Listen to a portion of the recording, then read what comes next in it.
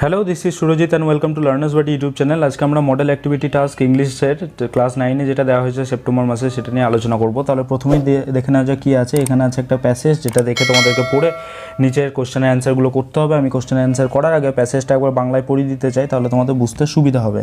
সেটা হচ্ছে it had been raining for 7 years, মানে এখানে 7 বছর ধরে বৃষ্টি হচ্ছিল। 1000 of days filled from one end to the other with rain, মানে বৃষ্টিতে এক প্রান্ত থেকে অপর প্রান্ত হাজার হাজার দিন পরিপূর্ণ হয়েছিল। The days were filled with the gush of water and the endless shower, মানে সারাদিন বৃষ্টি হলে যা হয়, বৃষ্টি থামার কোনো নামই নেই, পুরো দিন বৃষ্টিতে আর জলে পরিপূর্ণ ছিল। Heavy storms cause tidal waves to come over the island. Heavy storms মানে খুব ঝোড়ো হাওয়া, সেই ঝোড়ো হাওয়াটা জোয়ারের যে ঢেউ হয় সেই জোয়ারের ঢেউটা দ্বীপের মধ্যে পড়ছিল। ঝোড়ো হওয়ার ফলে যে জোয়ার সৃষ্টি হয়েছিল এবং সেটা দ্বীপের মধ্যে আছড়ে পড়ছিল। 1000 forest crushed under the rain had grown up 1000 times to be crushed again, মানে হাজারো বন সেটা বড় হয়েছিল এবং ক্রাস্ট হয়েছিল, ধ্বংস হয়ে গিয়েছিল এই বৃষ্টিতে এবং ঝোড়ো হাওয়াতে, এবং তার সঙ্গে সঙ্গে হাজারো বার আবার বেড়ে উঠেছে আবার ধ্বংস হওয়ার জন্যই। This was the way of life for ever on planet Venus, মানে ভেনাস মানে শুক্র গ্রহে এমনি কিন্তু জীবনযাত্রা ছিল।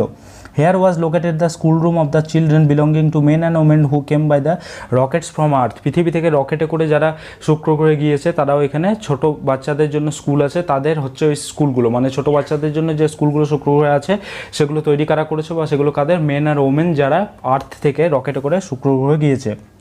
দে set up a civilisation in this raining world, এই যে বৃষ্টি হচ্ছে চারিদিকে এই বৃষ্টির মধ্যেই তারা একটা সিভিলাইজেশন সৃষ্টি করেছে ভেনাসে। এবারের কোশ্চেন অ্যান্সারগুলো দেখে নেওয়া যাক। প্রথমেই কি আছে, প্রথমে আছে তোমার how long it had been raining in Venus. এর অ্যান্সারটা কী হবে, এটা হচ্ছে it had been raining for 7 years in Venus. এবার যে কোশ্চেনটা আছে সেটা হচ্ছে what was the way of life in Venus. অ্যান্সারটা একটু বড় হতে পারে, অ্যান্সারটা শোনো। In Venus the days were filled with gush of water and endless showers. Heavy storms caused tidal waves to come over the islands. 1000 forests crushed under the rain had grown up 1000 times to be crushed again. This was the way of life forever on planet Venus. Next questionটা দেখা যাক, who set up a civilization in the raining world? The men and women who came to Venus from Earth by rockets set up a civilization in the raining world.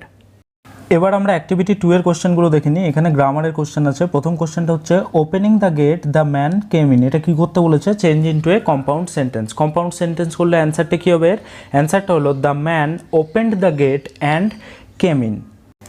2 নম্বরের কোশ্চেনটা হচ্ছে he was very sorry and left the place, এটা কী করতে বলেছে, simple সেন্টেন্সে।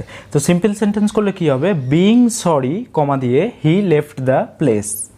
3 নম্বরের কোশ্চেনটা দেখা যাক, সেটা আছে work hard or you may fail, কী করতে বলেছে, কমপ্লেক্স সেন্টেন্স। কমপ্লেক্স সেন্টেন্স করলে এটা কী হবে, আনলেস ইউ ওয়ার্ক হার্ড কমা দিয়ে ইউ মে ফেল।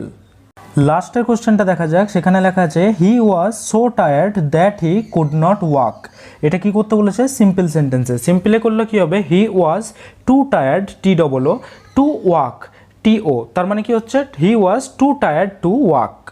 এবার অ্যাক্টিভিটি 3তে দেখা যাক কি বলেছে। এখানে একটা লেটার লিখতে বলেছে, your father has to shift to a different district due to his job requirements, write a letter to the headmaster আর headmistress of your school seeking a transfer certificate, মানে একটা ট্রান্সফার সার্টিফিকেট চেয়ে তোমার স্কুলে যদি headmaster থাকে headmaster, headmistress থাকলে হেডমিস্ট্রেসকে একটা ট্রান্সফার সার্টিফিকেট চেয়ে একটা লেটার লিখতে বলেছে। কারণ কি, কারণ তোমার বাবা অন্য ডিস্ট্রিক্টে ট্রান্সফার হচ্ছে তার জবের জন্য, মানে তার জব ছিল একটা ডিস্ট্রিক্টে, তারপর অন্য ডিস্ট্রিক্টে চলে গিয়েছে, তার জন্য তুমি স্কুল থেকে একটা ট্রান্সফার সার্টিফিকেট চাইছো।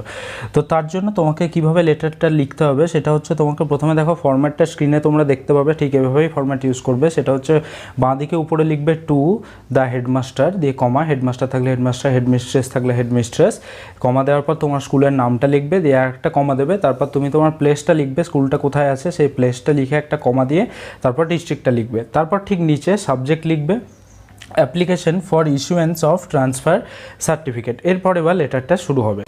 Respected sir, with all due respect I beg to inform you that I নাম দেবে, ক্লাস 9 সেকশনের নাম দেবে, রোল নাম্বারের নাম দেবে, regret my ইনএবিলিটিস to continue as a student of your institution owing to the recent shifting of my father.